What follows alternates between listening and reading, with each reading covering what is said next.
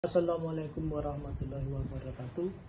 Sekarang kita pada modul 9 pengawasan kearsipan internal. Pengawasan kearsipan internal ini dilakukan oleh pencipta arsip. Pencipta arsip di sini adalah lembaga yang mempunyai otoritas dan kewenangan seperti lembaga negara, kementerian, non-kementerian dan sebagainya, BUMN, BUMD, pemerintahan provinsi, kabupaten kota, perguruan tinggi negeri. Dalam pengawasan internal ini ada dua organisasi kearsipan yang akan menjadi pelakunya. Pertama adalah unit pengolah, satuan kerja pada pencipta arsip yang punya tugas dan tanggung jawab mengolah semua arsip yang terkait dengan kegiatan penciptaan. Setingkat eselon 2 disetarakan untuk tingkat pusat dan setingkat eselon 3 disetarakan untuk tingkat daerah. Kemudian yang kedua adalah unit kearsipan, satuan kerja pada pencipta arsip yang punya tugas dan tanggung jawab dalam penyelenggaraan kearsipan. Pengawasan kearsipan internal ini dilakukan oleh pertama adalah unit kearsipan 1 pada sekretariat lembaga negara terhadap seluruh unit pengolah, setingkat eselon 2 pada tiap lembaga negara sesuai kewenangannya, kemudian unit kearsipan 2 pada tiap lembaga negara yang punya UK berjenjang. UK2 terhadap UK3 dan UP di lingkungan unit kearsipan 3 serta UK dan UP jenjang berikutnya sesuai wilayah kewenangan.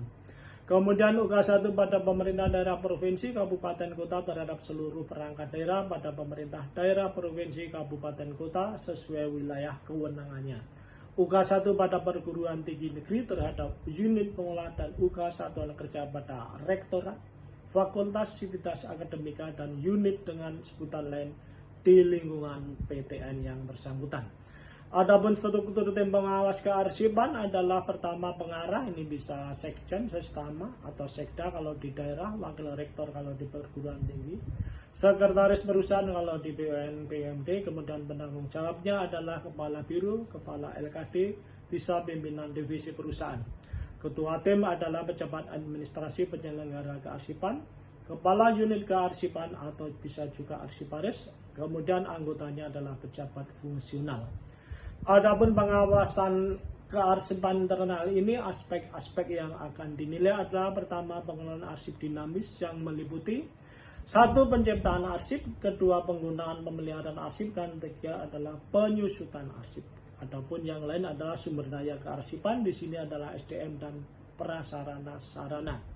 Pernyataan atau pertanyaan dalam formulir ASCII adalah pernyataan yang menggambarkan indikator kinerja pengelolaan arsip pada unit pengolah dan unit kearsipan 2. Bobot pengawasan internal, di sini ada bobot-bobotnya. Pengelolaan arsip dinamis itu 50%, kemudian sumber daya kearsipan juga 50%. Kemudian pada unit pengolah bobotnya ini juga sama, pengelola arsip dinamis 50, sumber daya kearsipan 50%. Formulir yang digunakan yang perlu kita perhatikan adalah formulir ASCII untuk unit pengolah atau UP, kemudian formulir ASCII untuk unit kearsipan.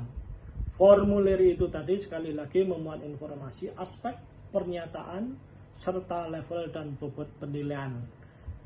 Mahasiswa sekalian, kategori-kategori penilaian ada dibikin 90 sampai 100, di atas 90 sampai 100 itu sangat memuaskan, kemudian 80 ke atas sampai 90 memuaskan, 70 80 sangat baik, 60 70 adalah baik, 50 60 ini cukup, kemudian 30 50 kurang, 0 sampai 30 sangat kurang. Selanjutnya laporan dan kearsipan internal ini disusun oleh pencipta arsip berdasar dari sistem kearsipan internal atau pelaksanaan audit kearsipan tadi. Sistematikanya adalah pertama adalah pendahuluan, latar belakang, dasar hukum, pengawasan, kemudian maksud tujuan, ruang lingkup, pelaksana dan kondisi umum, kemudian bab 3 berisi uraian hasil pengawasan, kondisi faktual, pemenuhan standar, catatan audit dan rekomendasi, dan yang bab ketiga kesimpulan berisi tentang perolehan nilai dan kategori dan rekomendasi. Mahasiswa sekalian, saya kira materi ini cukup sekian. Wassalamualaikum warahmatullahi wabarakatuh.